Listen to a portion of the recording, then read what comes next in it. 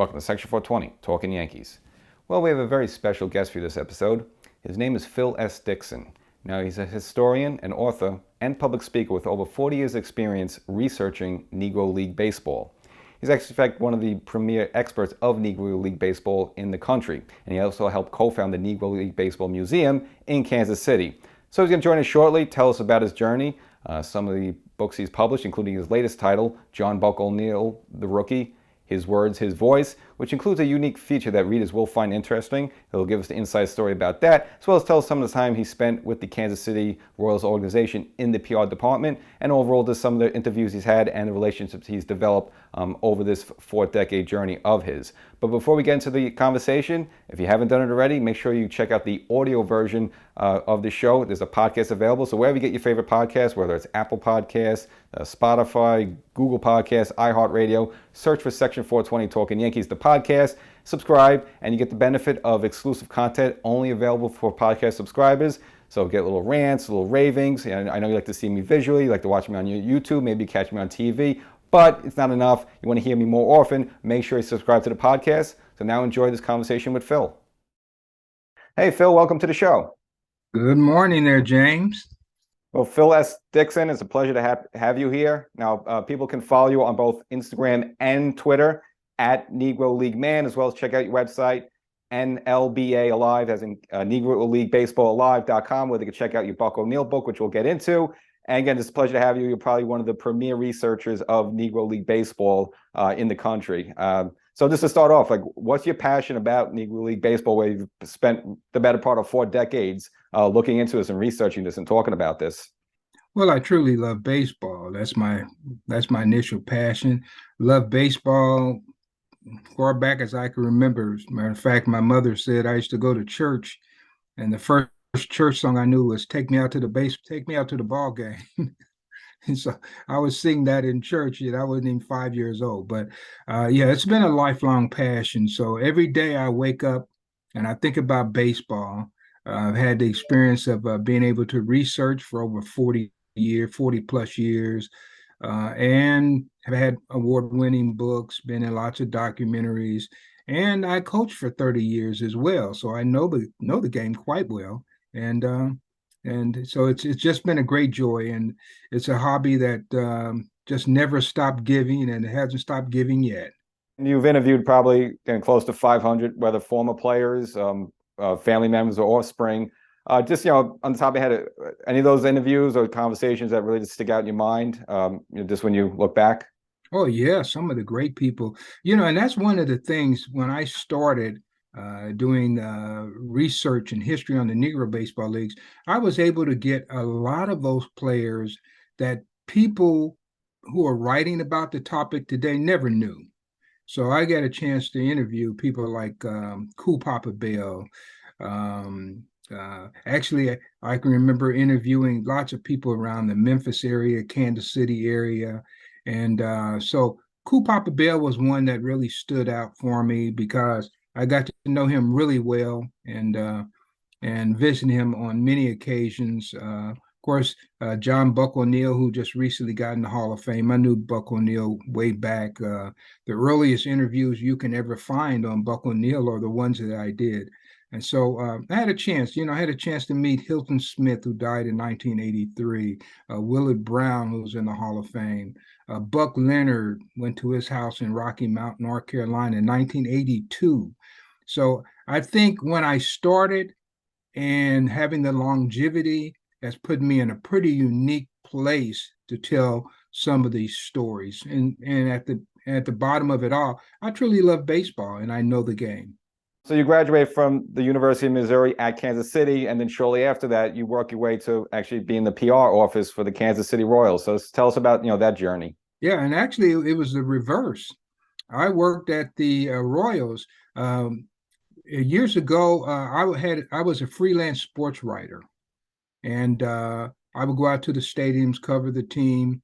And when Jim Campanis came out, and we're talking about a few years ago, and they talked about there were no blacks in the front office and didn't have the capabilities and all that mess.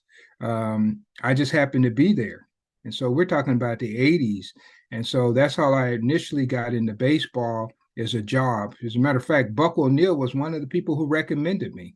But I was at the ballpark all the time, freelance sports writing, and that kind of led to my working for the Kansas City Royals, and I worked for them as assistant director of public relations for several years after already carrying a major league press pass, and so that was my introduction to actually working in the big leagues, which opened up another window of understanding for me how teams run. So how long were you with the organization? I think I was with the Royals about 3 years. I call them the golden years. George Brett was still there. Bo Jackson was still there. Frank White, Willie Wilson, Danny Tartable, who goes on to New York. He was still there. And then I met a lot of scouts. When the Yankees used to come through, I would always talk to Phil Rizzuto, and Bill White was another one I talked to real frequently. So I got to know a lot of people because I'm there. Not only was I in the press booth to start, but when I started working with the Royals, I have even more access to them. And actually, funny enough, you mentioned Danny Tartable. When I was a kid, I actually had his poster with the Yankees on my wall. And actually, it still might be there to this day. I haven't visited my room, my parents' house in a while, but yeah, I definitely had the Tartable poster. Yeah, sure. He's a good guy. He let's see, he announced that he wanted to marry his fiance, and so as a public relation guy, he had me set up everything. So we actually set up some stuff in a local park. I selected the park because he didn't know Kansas City that well, and we got a fireworks guy to get a sign that he could light up and say, "Will you marry me?" So it's good memories. I somewhere in my house I have his wedding invitation too as well. Now, you also serve on the National Advisory Board for the Negro League Museum. Just tell us how you got involved with that. Well, I was there from the beginning. I'm one of the co-founders of the Negro League Baseball Museum in Kansas City. Originally, it was five of us who signed the incorporation papers. Most people know about Buck ONeill, who was the oldest person at that particular time. But the youngest person was myself. And if you ever look at the incorporation papers, you'll see John Buck ONeill's name. And right below it is the youngest person is Phil Dixon. And I'm just honored to be out here still telling the story. And that was 30, what, I guess that was 1990. So we're talking about 32 years ago. And I'm still out here and still telling the story. And so, yeah, I've been involved with the museum from the very beginning and still active with the museum. Obviously, Buck ONeill is definitely one of the driving forces behind that museum. Why is it so, you think in his mind, so passionate to get this museum and just get these stories out there and, tell the story of Negro League Baseball? Yeah. Well, a lot of people realize that, Buck's name is out there, but when we started, Buck was not a historian. Buck was a knowledgeable man of his time. So he knew about all the players that he had played against in his time, but he couldn't talk about people like, Bud Fowler or going back to the turn of the century, Rube Foster. He couldn't talk about those kind of people real well. And so you needed historians. And I just happened to be the guy who could do that to tie it all together. So I had talked about a museum at least 10 years before that. The earliest mentions of a museum were articles that I did. Originally, they were trying to make a museum in Ashland, Kentucky. And I went down to Ashland maybe about 1981, 82. And I came back and I told Buck, I said, you know what? We can do this thing here better than they can do it in Ashland. And that was the beginning. But most people know Buck for the museum, but there were some other forces, that helped to make this whole thing happen.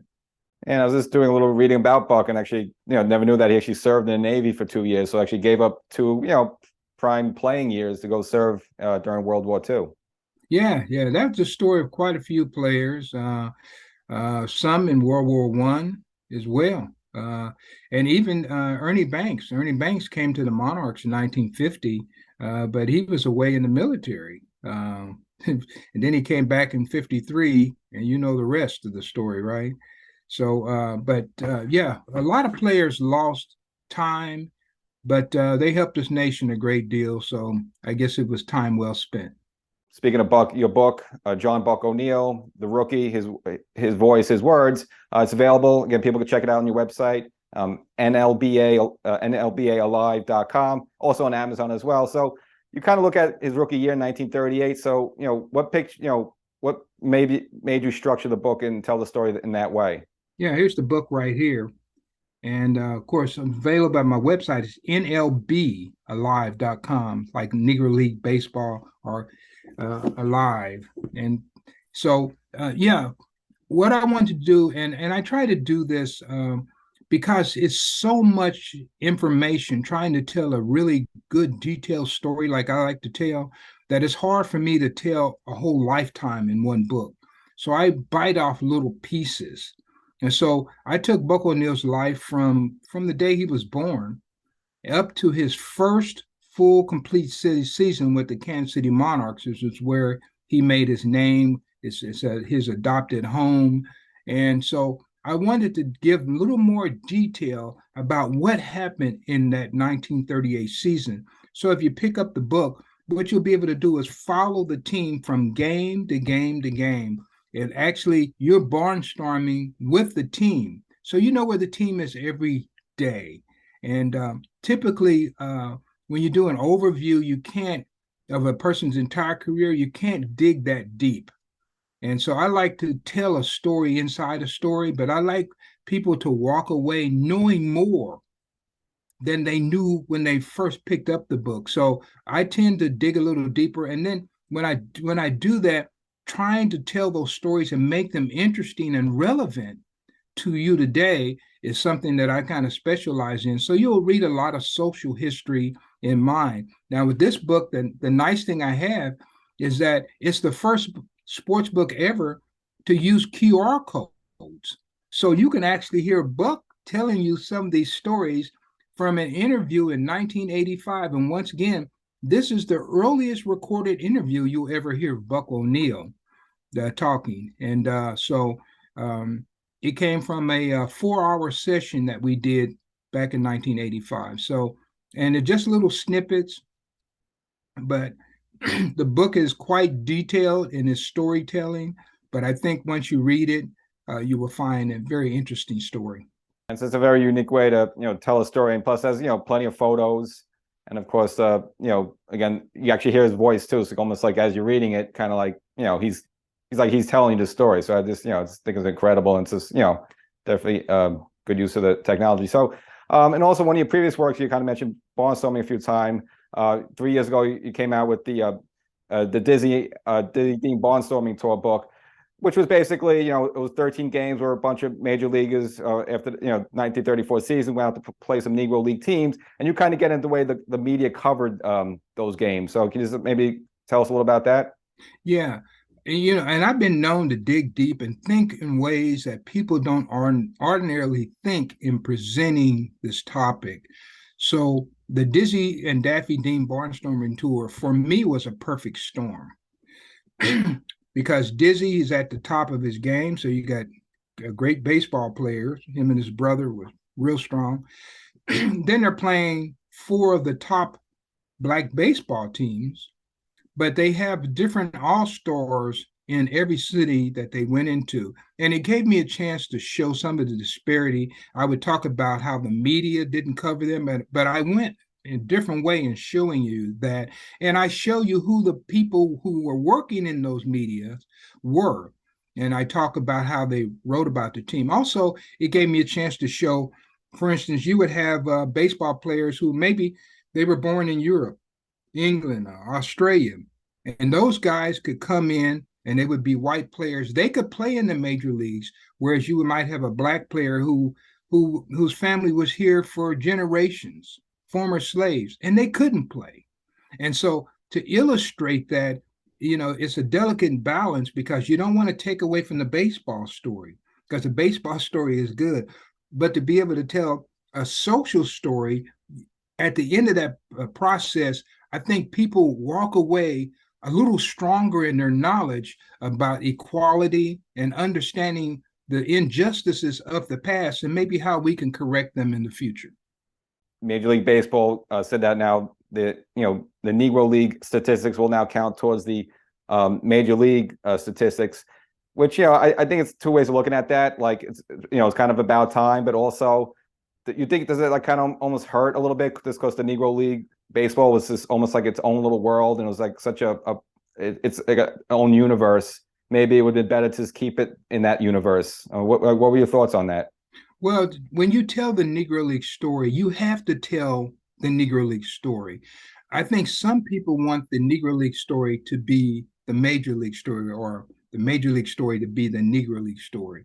And so I try to not do that. As a matter of fact, if you read any of my books from the very first time I started writing 30 years ago, you don't see me saying this person had a lifetime batting average of this and all that. It's all crap, and it's a crapshoot. And so over the years, I've seen all of those totals change over and over and over again. And I just feel there's a better way to tell the story than just using numbers. And because I go out and I speak to a lot of groups, what I realize is most people don't care about those numbers. They're looking for a good story that they can relate to enjoy this history. So years ago, I did away with the numbers. When I first started following baseball, I one of the first characters I followed was Babe Ruth.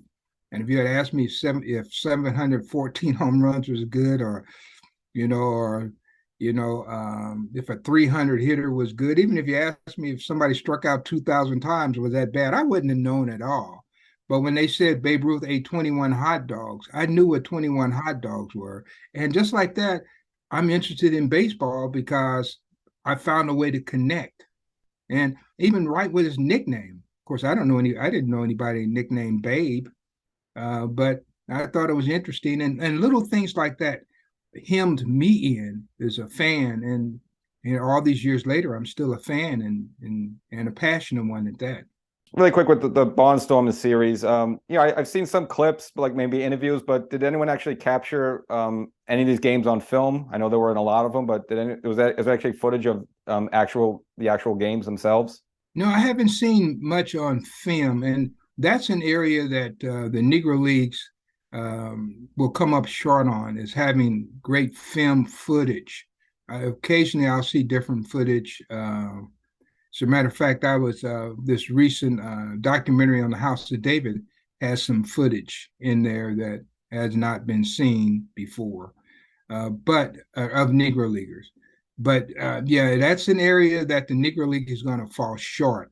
So you have to tell these stories, and you have to be able to tell these stories well. And just finding an old newspaper account and regurgitating it is not really telling a story. When you dig deeply, you begin to know the personalities of the players.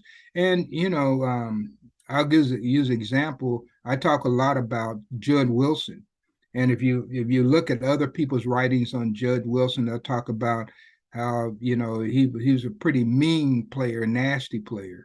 But when you read my work, I try to tell you why he acted that way. And so I dig a little deeper because I think most people aren't born mean. It's a process of how they got there. But if you don't spend any time trying to understand them and you just throw out the information that he had a fight here, a fight there, I think that you leave your readers in a very difficult spot in following the story. So, and one other thing I might mention too, in between 2014 and 2019, I went on a 200 city barnstorming tour. Actually, it was probably about 250 cities, but if I went to, say, Wichita or Omaha or Springfield, St. Louis, I only counted it one time. So I went to more cities, but I wanted to barnstorm like the teams did, and that's going from city to city. You travel in, and I didn't fly any of it. I went all by car. And to all of these places, I even went as far as Canada. And many times I would speak night after night after night. And when I finished that whole tour, I had a whole new appreciation for what these men had done, because it took me 4 or 5 years. That takes me actually 4 years to do 200 different cities. And these guys would do this in one year sometimes, or 2 years. But they certainly were playing 200 games in a year. And not like the major leagues where they come in, they sit in, they play a 4 game set, and then you go on to the next town, and then maybe you make 2 trips into a city to play, a series. What we're used to as baseball fans. It was not that at all. And so uh, to be able to tell that story, I thought it might be nice if I could experience that story.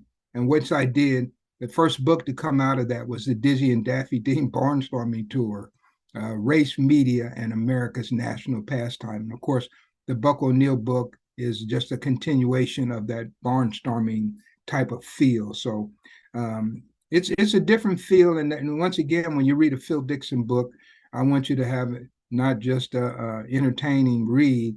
I want you to have an experience. All right, that's awesome. You did it that way, and I'm the same way. I'm more of a road person. I hate flying, so I probably would have done the same thing in your shoes as well. And it's really quickly with the Negro League Baseball Museum. Another member of the advisory board is the baseball historian Ken Burns. You have any experiences working with him or chatting with him? How is he like? Yeah. I had lots of experience with Ken Burns. Now one of them, my wife always says, "Why do you always have a problem with Ken Burns?" And I'll tell you why. When Ken Burns did his baseball series, um, he never used any black historians. But when it came to the major leagues, he used fans, he used historians, and he used ball players and announcers. But when it came to the Negro leagues, he went and got his one specialized historian who was not a baseball historian. And at that time, I had a really strong book, and all they wanted from me was pictures. And so I feel like that is a continuation and a perpetuation of the racism that exists in sports. And so that's the reason why I'm not a big Ken Burns supporter. He does great work, but if you really ask me and you really want the truth, which I'm going to give you because I'm not beholden to any organization, I'm going to tell you that there was definitely some shortcomings in the baseball series. And years later, well, actually, it was about a year after his baseball series came out. I was invited to New York, and it was an awards presentation, and they had Ken Burns there receiving the same award that they were going to give me. And so I just asked them, so why do you have me coming up there? And they said, well, we know because he got it out of your book. And so somebody recognized it. But most people who watch the baseball series, they never catch the fact that there's no black historians and no black baseball fans in this documentary. Never catch it. So, but it's my job as a historian to catch all of that and continue to tell the story in the way that I think best. And before you mentioned the House of David project, I saw you posting about it. So how does that relate again to baseball history? Can you just give us the background of the whole thing as well as the documentary that you were involved with? Sure. The House of David connection for me started back in the 1980s. I interviewed a guy by the name of Maurice Doolittle Young, who played for the 1927 Kansas City Monarchs. And as we were talking, he had some photographs from the House of David. And of course, the House of David is a religious colony out of Benton Harbor, Michigan. They were all white. And he began to tell me the story of how he tried to get into the House of David colony by using his Choctaw Indian heritage. And he had to prove that he was, I think he said 2/3 or something Choctaw. Anyway, he couldn't prove it. He couldn't get in the House of David. But Doolittle Young was quite the student of religion and baseball. And so he began to tell me about Haile Selassie and Daddy Grace and Father Divine and Ben Parnell of the House of David. So I'm a young guy and I'm just listening. And so when I published my book, The Negro Baseball Leagues of Photographic History, I had put a whole segment in there related to the House of David because the House of David played many Negro League teams. They played many. They would even invite them originally into Benton Harbor, Michigan, when they had their own park. But when they went out and they were barnstorming, they played against the Kansas City Monarchs, the Homestead Grays, New York Black Yankees. It goes on and on and on, who they would play against. And then there was a story in 1934 at the Denver Post tournament when the House of David hired Satchel Paige and Bill Perkins is the battery to beat the Kansas City Monarchs in that tournament. So I knew all of this. And when these guys got together and they began to produce this House of David documentary, they had heard about all that I knew about the players and things like that I've been researching. And so they came to Kansas City and filmed me, and I became a part of an award-winning documentary. It's a 2 hour long, but I'm telling you, it's a great piece of work. And if you ever heard me speak live, I always mention the House of David. Been doing this for years. When I was on my 200 city tour, they were a regular part of that tour. As far as me talking about these games they played against Negro League teams. So that's how I became interested in the House of David. It was through a Negro League player, Maurice Doolittle Young. And so here it is today. I just returned from Michigan. And I actually had a chance to go to the colony. And turns out one of the guys at the colony had seen the documentary and he recognized me. I'm the only Black guy in the documentary. Right? He recognized me. And because he liked the job that I did and how my passion for the team, he took me every place that you could take me on the colony where, that he could take me. And I talked to a gentleman up there who had invited me, and he said, nobody gets that tour. So I just really feel blessed. And it's just another one of those things where after I left Benton Harbor, I don't know how I ever wrote of the House of David without visiting Benton Harbor. But when I write of the House of David again, after visiting Benton Harbor, it's going to be just like when I wrote about Barnstorming after taking the 200 city tour. People can check out pictures of it, your Instagram, as well as at Negro League Man. So you want to see pictures of this. I know you posted that. And again, they can follow you on Twitter at Negro League Man as well. And again, check out your website, NLB Alive, where they can get the John Buck ONeill book, as well as your previous work. So Phil, a pleasure to have you. Again, you're a shrine of riches, and I just appreciate getting some of these stories and getting some of your insight. And again, good luck on your tours. And I know you got some more books coming down the road. Oh, most definitely. And thank you, James, for another opportunity to talk about baseball. I just truly enjoy this game, and I love talking about it, and I love to see fans loving this game. How about that? So thank you very much.